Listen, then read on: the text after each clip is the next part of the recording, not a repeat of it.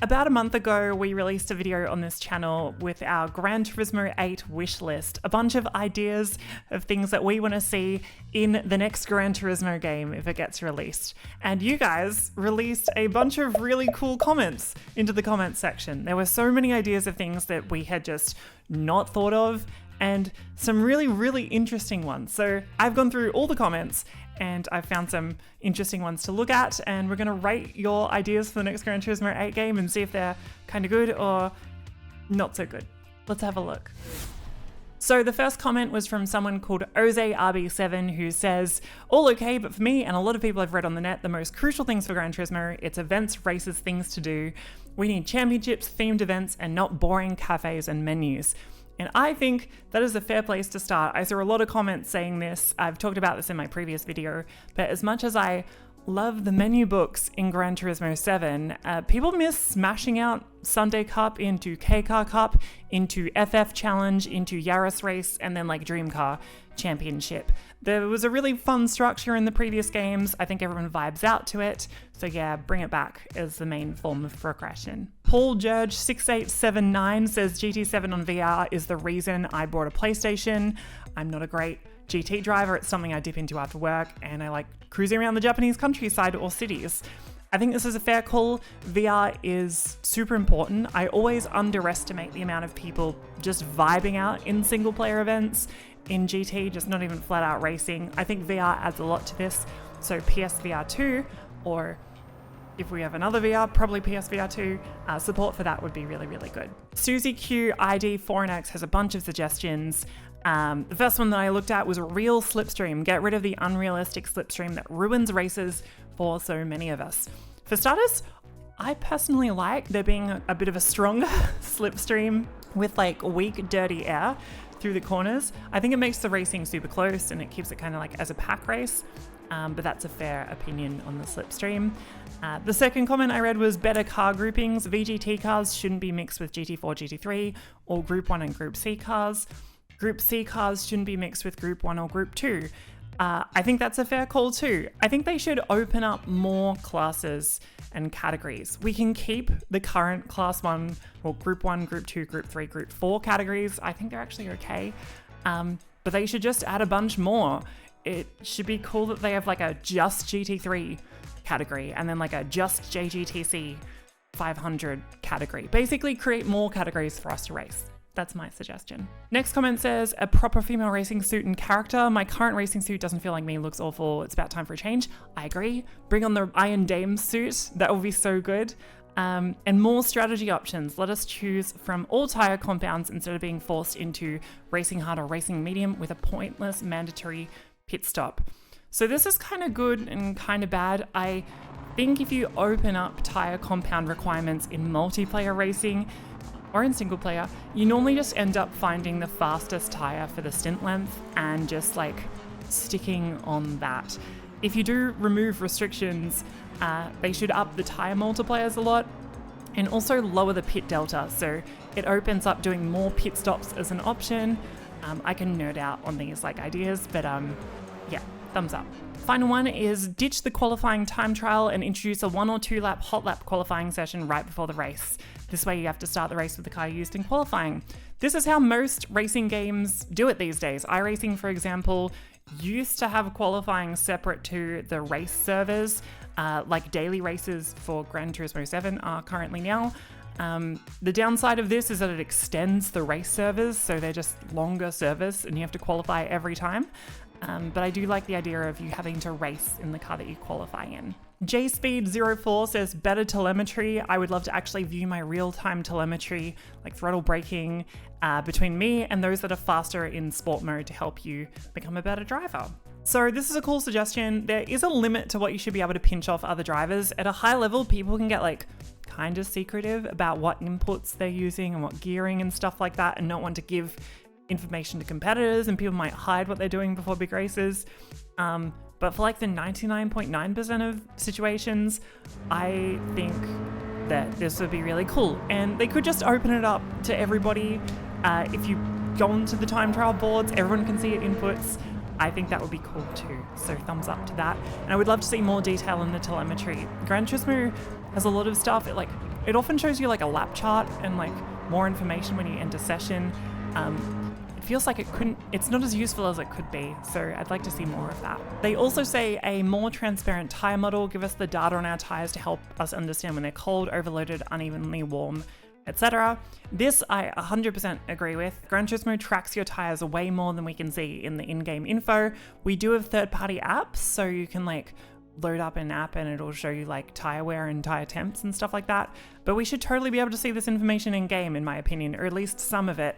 It's crazy that Gran Turismo 7 has a literal like rain meter at the bottom of the screen that literally tells you exactly when it's wet enough to change tires, but it also won't show you your tire temps when you're in like a GT3 car. So kind of strange. I think this would be good. A replay any corner mode. I think iRacing has this, and technically Forza does too. We wonder if we could retry any corner with a bunch of other speeds to help master a corner. Active reset is what iRacing calls this, and this would be cool. I actually think the GT circuit experiences kind of inspired this in a lot of other games. So maybe they could expand the circuit experience kind of game mode to use like any car you want. So if you want to just practice a sector over and over again, that should be an option. They also said wider wheel compatibility. I agree with what you say. I think this comes down to PlayStation and their requirements, so it's more of a Sony thing, but I would love to see more wheels as well. Next comment is by Librascope. I really want to see more city tracks again, Hong Kong, New York, but especially Costa d'Amalfi and Città d'Aria. There is a lot more in this comment, but basically TLDR, Librascope thinks street tracks teach you different skills and make you a better driver and maybe less likely to bin people in daily races. I definitely agree with more street tracks. I love Città d'Aria and Hong Kong. I would love to see more street tracks created, so definitely agree with that. Cashew Wannabe says, what I want the most is to rip out the stupid car story system and return to the roots of the series. Start with a small budget, buy a second-hand banger, and slowly upgrade that car, earning cash in other vehicles on the way. Be forced to buy cars and build them to specs based on real-life disciplines like BTCC, GT3, etc., etc. Bring back the feel of being a privateer team, taking a showroom car and converting it into a racing machine. So I think for starters, I just want to say I really like the car stories. Like, I like how much detail goes into the cars in Gran Turismo 7 and how you can go talk to someone at the cafe and they'll just give you random facts about a motor vehicle. I love that. So thumbs up about that. But to the rest of your comment, I think focusing on building, like buying a secondhand car and upgrading it, I think this is cool. GT7 does give you a lot of cars. Because of the cafe menu being the main progression system, you kind of are forced by the game to keep collecting lots and lots of cars and racing different ones all the time because you're doing all sorts of menu books and just collecting all sorts of cars. And I think, to kind of elaborate, I think the decision making you do in the earlier Gran Turismo games were my favorite parts of those games. It wasn't endurance races or like the Nords or even driving or anything like that. It was like the decisions that you have to make. I remember at the start of Gran Turismo 4, like, what terrible car do you buy? Do you spend your money buying an FF car to race? Or if you beat this license, you'll get this gift car, which you can then run in this series, which will give you a gift car to go in this series. And basically, you can map out your way through a game, making meaningful decisions about when to upgrade your car, when to buy a new car, and what to race at that point. I think it's my favorite part of playing Gran Turismo games, and I think it's one of the reasons that, like, for example, the Gran Turismo 4 randomizer is so popular at the moment. It completely messes with the decisions that you have to make. So this is kind of a long answer to your question, well, to your suggestion, I guess. But basically, I agree with you. I think back to that kind of format would be really good. Colin Spratley T3E says, here's a suggestion. How about vintage car racing, such as the Alfa Romeos, Ferraris, Bentleys, Bugattis from like 1920s to 1940s? I personally think GT7 had a lot of older cars compared to like the previous games, but I agree. That's like a super old school era of car, so bring them in. I don't think lots of people will race them competitively, but I think people will cruise in them for sure, so that's good. Next comment is by CGoPie1. I'd like to see how big each car's fuel tank is. As a newcomer to the game, I find it frustrating to race in a 10-lap race, only to realize I need to refuel every 2 laps. It would help me when trying to purchase a car for a particular race. So yeah, I don't think GT gives you like strategy information at the right time personally. You do kind of need to do a practice race to yourself to kind of get all the data. You can't get anything from the game itself. I do agree this would help new drivers, so more information would be good for sure. Kresimir Kozik 9035 says, I want a few things.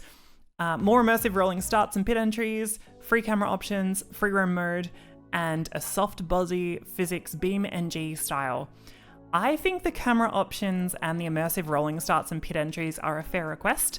I think the GT7 pit stops actually look really, really cool compared to other sims where like your pit crew doesn't exist in other sim racing games. But I think people would love driving down pit lane and you can actually do it yourself and it's a bit more immersive. So that would be good. And soft body physics, I think is kind of a crazy request. I have no idea how hard it would be, but that would be so cool. Just imagine if they did that and like had, anyway. That's probably the most out there request I've seen in the comments section, but I like it. Joy Division Boy 1 says, having Bathurst as the only Aussie track as a crime, would love to see PI, Adelaide, Gold Coast, Eastern Creek, or a newish one like Teal and Bend included. Even the overseas ones like Road America, which has always been a favorite, and you mentioned Silverstone, which is a classic. I definitely agree, more Australian tracks. I'm kind of biased. I'd love to see Adelaide Street Circuit in there, to be honest. I think that's like kind of a really good track, and Phillip Island would be great as well. Xdriver69X says, without accountability, there is no racing. Just smash them up. Must have proper racing rules, accountability, penalties, point loss, and banning. Also, backing up replays and photos to USB is the only legal option. Denying access to our own data in GTC. GT7 seems against the data ownership laws. So for starters, I agree the penalties need some work. I'll be honest, I'm a little bit out of the loop with like multiplayer Gran Turismo 7. I've not been doing a huge amount of it recently, but last time I played, the penalties were basically switched off with like contact with other cars. So yeah, they need to work on the penalty system. It's really difficult to do. No game has created a perfect penalty system done by the computer, but they can definitely do more. Nice1711 says, your list is great and very well thought out. Thank you. I would add land to this list. Gran Turismo hasn't publicly had land since Gran Turismo 4. Adding land would be great.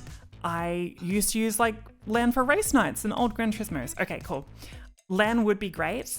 I'm not sure how many people would use LAN, but it would be really cool.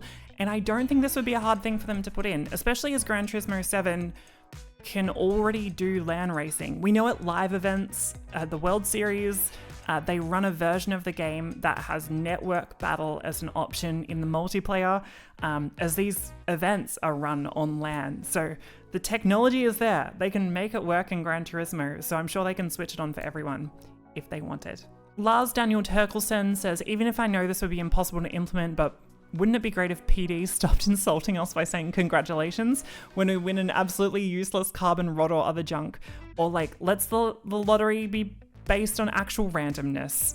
I love the no longer saying congratulations suggestion, and I think the lottery is 100% something that should be fixed. I often just forget that lottery tickets exist in this game.